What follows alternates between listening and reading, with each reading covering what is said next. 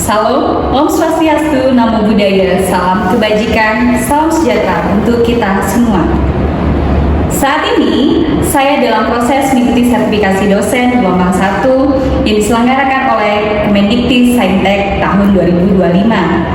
Perkenalkan, saya Veronica Yosefa Winda Handayani, Sarjana Keperawatan Nurse Magister Keperawatan dengan NIDN 0204069101 dan NIPTK 59367690230342. Saya merupakan dosen tetap program studi ilmu keperawatan Fakultas Ilmu Kesehatan Universitas Katolik Unsri Caritas. Background pendidikan saya dimulai pada tahap sarjana keperawatan dan nurse dari tahun 2009 sampai 2013 di Stikes Perdaki Caritas Palembang yang saat ini menjadi Universitas Katolik Unsri Caritas. Selanjutnya, saya melanjutkan pendidikan program Magister Keperawatan di Stik Saint Carolus, Jakarta dengan peminatan keperawatan medikal bedah pada tahun 2018 sampai 2020. Mata kuliah yang saya ampu disesuaikan dengan bidang keilmuan saya, baik pada tahap akademik maupun tahap profesi. Di antaranya, pemenuhan kebutuhan dasar manusia, keterampilan dasar keperawatan, keperawatan dewasa sistem endokrin, dan imunologi, pencernaan, perkemihan, dan reproduksi pada pria. Keperawatan dewasa, sistem muskuloskeletal, integumen, persepsi sensori dan persarapan, dan perawatan luka. Dalam mendukung proses pembelajaran pada mata kuliah ini, saya menggunakan beberapa referensi yang sudah tertuang dalam RPS. Dan buku referensi yang saya tulis termasuk dalam referensi dalam mata kuliah ini, yaitu 1. Asuhan keperawatan pada pasien dengan gangguan sistem pencernaan. 2. Dasar-dasar asuhan keperawatan penyakit dalam dengan pendekatan klinis. 3. Anatomi fisiologis pencernaan pada manusia. Dan untuk mendukung kemampuan komunikasi dalam proses asuhan keperawatan, saya menulis buku tentang manajemen keperawatan, komunikasi keperawatan, dan etik keperawatan. Saat ini, saya akan memaparkan penyusunan dokumen pernyataan diri dosen dalam unjuk kerja Tridharma Perguruan Tinggi atau yang dikenal dengan PDD UKT PT. Dalam kesempatan ini, saya akan memaparkan salah satu mata kuliah yang saya ampu, yaitu keperawatan dewasa sistem endokrin, imunologi, pencernaan, perkemihan, dan reproduksi pria. Mata kuliah ini ditempuh pada semester genap yang dilaksanakan pada semester 4 dengan kode khusus MK ke 1744. MK ini termasuk rumpun MK keperawatan medikal bedah dengan bobot SKS 3 teori 1 praktik. MK ini merupakan MK wajib yang harus ditempuh oleh mahasiswa dengan pertemuan materi 14 kali 1 TS dan 1 UAS dengan total pertemuan 16 kali pertemuan. Fokus mata kuliah ini adalah pemberian asuhan keperawatan pada kasus gangguan sistem endokrin, imunologi pencernaan, perkemihan, dan reproduksi pria berdasarkan proses perawatan, mulai dari pengkajian sampai dengan evaluasi. Sistem pembelajaran pada MK ini melalui pendekatan blended learning, yaitu perpaduan antara pembelajaran daring atau tatap muka dan juga daring melalui LMS resmi UKMC yang dapat diakses melalui lumen.ukmc.ac.id. Mahasiswa dapat mengunduh RPS, materi perkuliahan, serta mengunggah tugas secara online. Sementara diskusi interaktif, presentasi dilakukan di kelas, dan untuk studi kasus dilakukan di masyarakat. Proses pembelajaran yang saya lakukan dengan menerapkan prinsip DIA, yaitu delivery, interaksi, dan assessment pada Lumen. Pada tahap delivery, saya menyediakan materi pembelajaran di Lumen untuk membantu mahasiswa belajar secara mandiri, dapat berupa materi perkuliahan, buku, artikel, dan video. Pada tahap interaksi, saya melakukan kegiatan tatap muka membahas materi perkuliahan. Dan untuk tahap asesmen, saya memberikan tugas ataupun refleksi hasil belajar mahasiswa. Metode pembelajaran yang digunakan pada MK ini bersifat aktif, partisipatif, dan berbasis pengalaman nyata. Di antaranya adalah: pertama, ceramah interaktif untuk membangun pemahaman konseptual mahasiswa. Kedua, diskusi kelompok mendorong kemampuan kolaborasi mahasiswa dalam menyelesaikan studi kasus secara nyata. Yang ketiga, project based learning, di mana mahasiswa menyusun proyek keperawatan bersama-sama sebagai bentuk aplikasi praktis dari materi yang telah dipelajari. Capaian pembelajaran lulusan terdiri dari CPL 1, yaitu bertakwa kepada Tuhan Yang Maha Esa, menjunjung nilai tinggi kemanusiaan, profesional, hukum, moral, dan budaya dalam keperawatan. CPL 2, mampu menjalankan pekerjaan profesinya berdasarkan pemikiran logis, kritis, sistematis, dan kreatif, inovatif, serta bekerja sama dan memiliki kepekaan sosial serta bertanggung jawab secara ilmiah kepada masyarakat, profesi, dan klien. CPL 3, mampu mengaplikasikan ilmu pengetahuan dan teknologi perawatan dengan memperhatikan nilai humaniora berdasarkan kaidah, tata cara, dan etika ilmiah dalam pemberian asuhan keperawatan. CPL 4, mampu melakukan evaluasi asuhan keperawatan sebagai upaya peningkatan kualitas asuhan keperawatan dalam tatanan klinik maupun komunitas. CPL 9, mampu mengembangkan keahlian profesional melalui pembelajaran seumur hidup. CPL 10, menginternalisasi nilai dasar UKMC, yaitu unggul, bermartabat, dan cinta kasih. Capaian pembelajaran mata kuliah terdapat 5 capaian, yaitu CPMK 1, melakukan simulasi pengelolaan asuhan keperawatan, CPMK 2, melakukan simulasi pendidikan kesehatan, CPMK 3, mengintegrasikan hasil-hasil penelitian, CPMK 4, laksanakan fungsi advokasi, CPMK 5, mendemonstrasikan intervensi keperawatan. Materi pembelajaran pada mata kuliah Sistem Endokrin, Imunologi, Pencernaan, Perkemihan, dan Reproduksi pada pria terdiri dari anatomi fisiologis, patofisiologis, farmakologi, dan terapi diet, asuhan keperawatan, pengkajian sampai dengan evaluasi, pendidikan kesehatan dan upaya pencegahan primer, sekunder, dan tersier, mengintegrasikan hasil-hasil penelitian, manajemen kasus, dan peran dan fungsi perawat serta fungsi advokasi. Dan untuk materi pembelajaran secara praktikum terdiri dari pengukuran antebrachial index, pemeriksaan GDS, injeksi subkutan, pemasangan NGT, bilas lambung, menentukan jenis-jenis dan jumlah kalori diet, restriksi cairan, enema colostomy care, pemasangan kateter urin, dialisis, irigasi bladder training, pemberian obat kemoterapi, manajemen nyeri, pemeriksaan CCT. Indikator penilaian pada mata kuliah ini, penilaian dilakukan secara objektif berdasarkan indikator seperti ketepatan dan penguasaan materi serta kemampuan analisis terhadap studi kasus. Rubrik yang saya gunakan jelas dan dapat diukur, dan hasil evaluasi saya sampaikan kembali kepada mahasiswa sebagai bagian dari proses umpan balik untuk meningkatkan kualitas pembelajaran. Dengan pendekatan ini, saya berkomitmen untuk menciptakan pembelajaran yang berpusat pada mahasiswa, sekaligus menyiapkan lulusan yang mampu berpikir kritis, adaptif terhadap perubahan, serta siap menghadapi tantangan dunia kerja di bidang perawatan dewasa.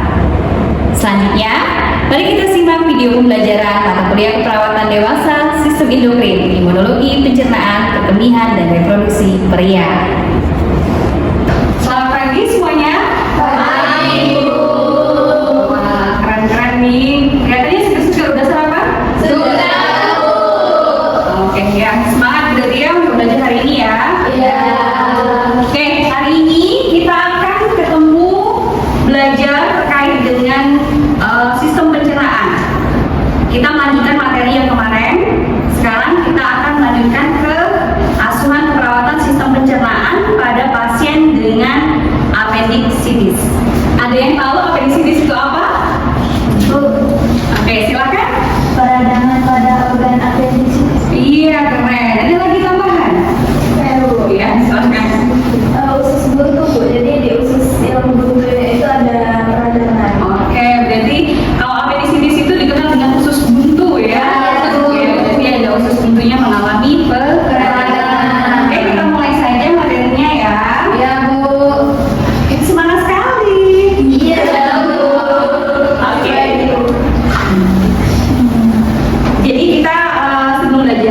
menjelaskan dulu apa sih tujuan pembelajaran pada hari ini. Dan pada hari ini adalah yang pertama, diharapkan mahasiswa ini mampu menjelaskan tentang tren dan isu terkini terkait dengan apendisitis. Kedua, harapannya nanti mahasiswa juga mampu menjelaskan konsep medis pasien dengan apendisitis. Kemudian yang ketiga, mahasiswa diharapkan mampu menjelaskan tentang konsep asuhan keperawatan. Dan yang terakhir adalah mahasiswa mampu memahami hasil epidemis praktis pasien dengan apendisitis. Oke, lanjut pada materi. Tadi sudah ditanya ya di awal apa itu sih apendisitis. Jadi tadi apendisitis ini merupakan inflamasi pada si apendis, gitu ya. Kalau ada misalnya kalian dengar orang ngomong apa? Usus buntu, sakit usus buntu. Ya belum sakit ya, jadi usus buntunya harus ada masalah dulu, gitu ya. Ada inflamasi dulu, ada perdarahan dulu, baru disebut dengan apendisitis. Oke, jadi apendisitis ini terjadi karena apa? Ada proses peradangan pada apendis. Apa? Apendis yang disebabkan adanya sumbaran pada aliran darah yang menuju ke apendiknya. Oke, gitu ya. Oke, lanjut. Ada pertanyaan? Tidak ya? Belum ya? Oke, tradisinya apa? Nah, angka kasus pasien dengan apendisitis ini semakin di negara maju itu semakin meningkat, gitu ya. Terkhusus juga di negara yang berkembang, kasusnya semakin meningkat. Kemudian, nah, komplikasinya ini terjadi karena proses penatarasanaan apendisitis itu tidak ditangani dengan cepat, maka bisa terjadi komplikasi perforasi. Pernah dengar nggak perforasi apa? Belum pernah. Oke, karena baru ya kita belajar ya. Oke, jadi perforasi itu terjadi tadi yang inflamasi tadi ya, usus buntunya itu pecah. Oke, ini makanya terjadi perforasi. Lalu selanjutnya adalah manajemen nyerinya.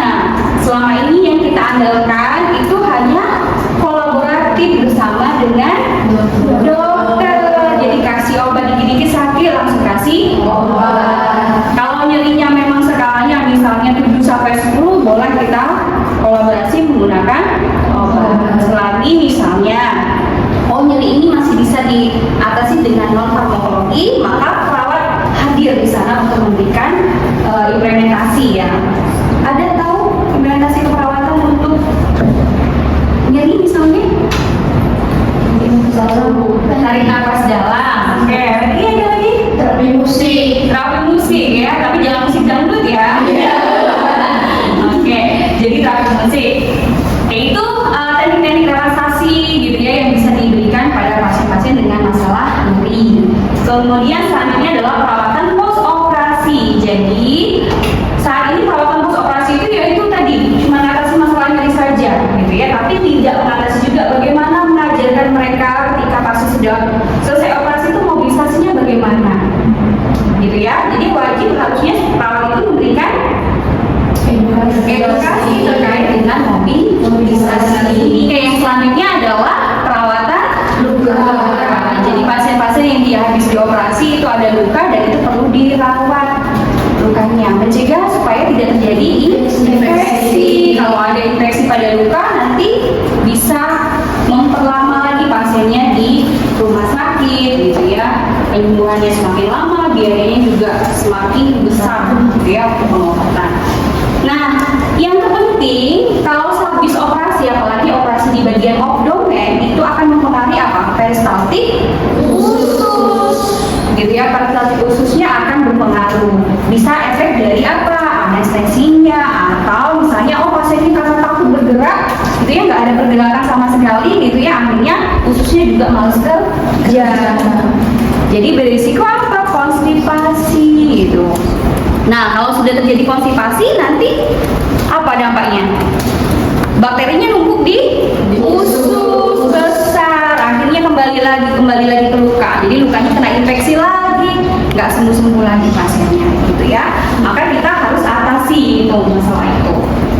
Harus dicegah konstipasinya, boleh dengan misalnya melakukan aktivitas tadi, mobilisasi dini itu pasiennya, atau apa, nutrisi dietnya, diet apa? Tinggi serat. Apa sih yang menjadi penyebab atau etiologinya? Jadi yang paling pertama itu adalah sumbatan tadi, lumen apendi. Lumen apa? Lubang saluran gitu ya. Oke, itu yang menjadi faktor utamanya. Jadi kalau saluran itu tersumbat, maka menyebabkan terjadinya appendicitis. Disebabkan oleh apa saja tadi sumbatannya? Banyak nih. Salah satunya apa? Infeksi bakteri. Jadi kalau misalnya ada bakteri, ada menimbulkan apa? Peradangan. Selanjutnya apa? Hiperplasia jaringan limfoid. Jadi jaringan limfanya membesar, sehingga menyumbat lumen juga. Nah, ini tadi konstipasi. Konstipasi ini juga menyebabkan tadi paling sering ini adalah konstipasi yang menyebabkan terjadinya appendicitis. Selanjutnya tumor karena ada pembesaran tadi ya, pertumbuhan massa, maka bisa menyumbat juga pada lumennya. Kemudian cacing, enggak ya, jajan sembarangan enggak ya? Enggak. Oke, jadi mudah-mudahan enggak cacingan ya. Amin. Nantinya bisa semua ya. Oke. Jadi itu ya, jadi cacing juga bisa menyebabkan. Maka diharapkan teman-teman semua memahami terkait dengan etiologi ini supaya menjadi bahan edukasi baik ke masyarakat tadi ya, keluarga pasien atau keluarga si pasien kalau di rumah sakit. Itu ya. Kita lanjut ke tanda gejala pasien dengan appendicitis. Jadi yang perlu Anda semua ketahui terkait dengan tanda gejalanya adalah nyeri pada abdomen. Jadi nyerinya dimulai dari mana? Dimulai dari radio epigastrium. Kemudian dilanjutkan beralih dia ke kuadran kanan bawah. Bisa ditunjuk di mana kuadran kanan bawah? Kanan apa kiri? Appendix letaknya di sebelah kanan. Oke, selanjutnya apa yang bisa dilakukan pada pasien dengan appendicitis?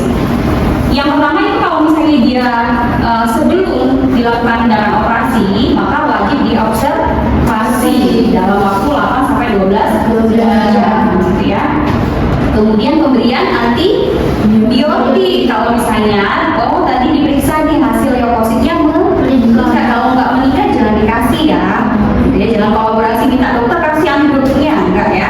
Jadi harus wajib pemeriksaan dulu, hasil leukositnya meningkat baru antibiotik. Atau misalnya tadi sudah tahu nih bahwa hasil fotonya itu adalah appendicitis, maka untuk pencegahan terjadinya infeksi pasien kan mau operasi ya. Ya, maka wajib diberikan juga antibiotik. Oke. Tujuannya apa tadi? Untuk mencegah terjadinya infeksi atau penyebaran infeksinya. Oke. Yang perlu kita lakukan sebagai seorang perawat adalah memberikan asuhan keperawatan.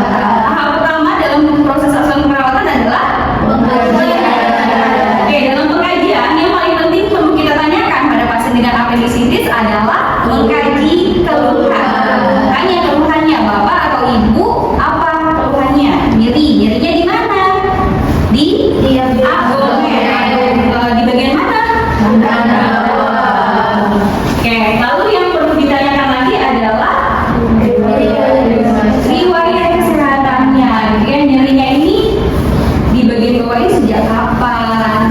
Kemudian rasa nyerinya itu seperti apa gitu ya? Bagaimana rasa nyerinya? Pencetusnya bagaimana? Gitu. Memperberat dia apa? Kapan saja dia munculnya nyerinya? Nah, itu dilengkapi. Kemudian selanjutnya apa? Mengkaji kesehatan. Demam pasti akan muncul juga. Pastinya demamnya seperti apa? Demam tinggi kah atau tidak terlalu demam? Tapi rata-rata yang tinggi biarlah kalau misalnya dia perforasi tadi bisa area tinggi ya. Tapi kalau misalnya dia pasien appendicitis itu demam tapi nggak terlalu tinggi banget gitu ya. Oke, selanjutnya adalah riwayat yang lain-lain yang perlu kita tanyakan. Nah, yang paling penting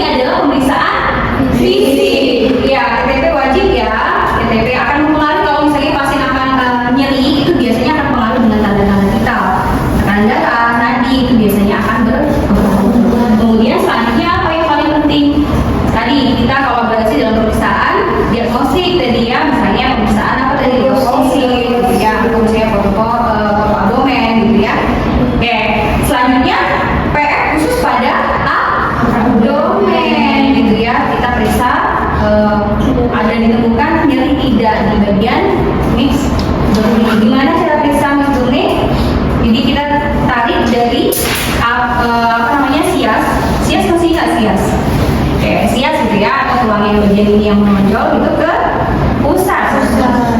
Kemudian sepertiganya dari pusat itu, gitu ya. Jadi ini ya, jadi sepertiganya mana nih gitu ya, di sini. Jadi titik ini yang akan kita kaji nyerinya seperti apa. Biasanya akan teriak pasiennya karena nyeri banget, gitu ya. Selanjutnya adalah penegakan diagnosis keperawatan.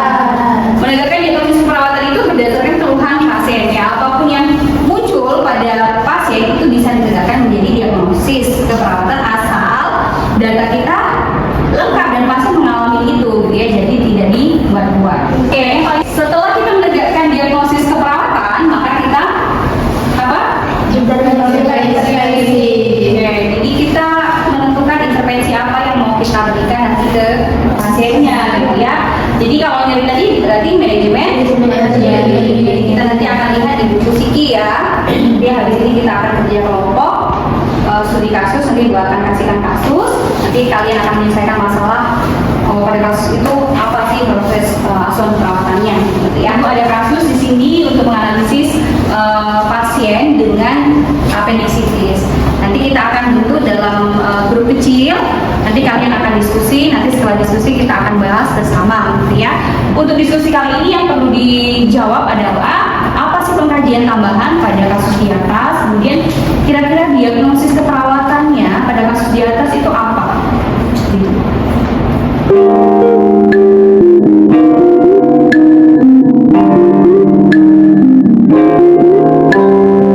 Oke, baik. Sudah selesai diskusinya?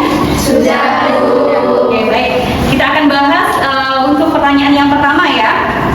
Yang pertama adalah pengkajian tambahan pada kasus di atas. Berarti arahnya ke masalah keperawatan. Kira-kira tadi akan menemukan masalah perawatan apa ya di kasus ini, gitu ya. Oke, yang pertama silakan siapa? Saya, Bu. Oke, silakan dia. Oke, dari kasus tersebut terdapat pengkajian yang perlu ditambahkan. Selain gejala dan tanda mayor di data subjektif, kita juga sebagai seorang perawat bisa melihat dari data objektifnya, Bu. Nah, dari kasus tersebut, pengkajian yang perlu ditambahkan itu yaitu bersikap protektif, misalnya waspada atau posisi menghindari nyeri. Lalu pada kasus tersebut juga perlu ditambahkan apakah pasien tampak gelisah, dan juga perlu ditambahkan frekuensi nadi pada pasien tersebut. Harusnya kalau misalkan nyeri akut itu pas frekuensi nadinya meningkat. Lalu menanyakan juga kepada pasiennya apakah pasien tersebut mengalami sulit tidur atau tidak. Oke, baik, bagus sekali. Tepuk tangan. Oke, baik, tadi bagus sekali dari jawabannya tadi ya, terkait dengan apa sih pengkajian tambahan yang perlu dikaji lagi, dikaji ulang sebagai seorang perawat. Tadi kan di kasus tidak ada ya, misalnya pasien misalnya pas disenggol itu langsung menghindar gitu ya. Kemudian itu yang perlu dikaji. Kemudian apa lagi tadi? Gelisah gitu ya. Pokoknya dia nggak nyaman dengan posisi misalnya gitu ya. Pokoknya bolak-balik gitu ya. Pokoknya gelisah. Menunjukkan kegelisahan gitu ya. Selanjutnya apa? Masalah lagi. Ada frekuensi nadinya yang berubah biasanya akan menjadi peningkatan gitu ya pada nadinya. Baik, untuk selanjutnya adalah untuk pengkajian tambahan gitu ya. Ada masalah perawatan selain nyeri tadi ya, ada komplikasi. Apa aja tanda gejalanya yang mungkin muncul? Yang perlu kita kaji Khususnya menurun. Oke, peristaltiknya. Jadi kita perlu tahu peristaltik usus. Kemudian apa lagi? Buang air besar selama 3 hari. Oke, ditanya BAB-nya sudah berapa kali gitu ya, belum BAB-nya gitu ya, perlu ditanya. Kemudian apa lagi? Asma dan sini. Ya, jadi bagaimana proses penularan PSS-nya gitu, yang menejan misalnya gitu. Oke, baik, selanjutnya kita ke diagnosis keperawatan. Oke, ada yang mau jawab diagnosis keperawatan? Baik, Bu, di sini saya akan menjawab terkait dengan diagnosis keperawatannya. Yang pertama itu ada nyeri akut berhubungan dengan abit panca darah fisiologis atau inflamasi karena adanya infeksi. Lalu yang kedua itu konstipasi berhubungan dengan penurunan motilitas gastrointestinal. Oke, baik, bagus sekali tadi jawabannya gitu ya. Terkait dengan kasus tersebut itu terdapat masalah keperawatan perawatan ada dua gitu ya, masalah perawatan atau diagnosis perawatan yang muncul. Yang pertama adalah akut, berhubungan dengan oke, yang kedua konstipasi, berhubungan dengan oke. Dan untuk ada yang mau menyimpulkan? Saya, Bu. Oke, silakan Laura. Nah, jadi kami di sini yang dimana di masa depan kami akan menjadi seorang perawat, yang dapat kami lakukan yaitu pertama tadi dengan mengedukasi pasien tentang apa saja dietnya, terus mobilisasi apa saja, terus dengan proses asuhan keperawatannya mulai dari pengkajian, mengangkat diagnosis, terus merencanakan intervensi dan juga implementasinya bagaimana. Begitu, Bu. Oke, baik, bagus sekali kesimpulannya. Jadi intinya tadi terkait dengan budget kita memahami apa tren dan isu gitu ya, pasien dengan apendisitis itu seperti apa. Kemudian bagaimana konsep secara medisnya. Lalu apa sih sebagai seorang perawat itu kita mau ngapain? Melakukan asuhan keperawatan. Nah, kemudian tadi ada penerapan evidence based praktis dalam masalah keperawatan. Oke, saya tutup pertemuan kita pada hari ini. Selamat siang.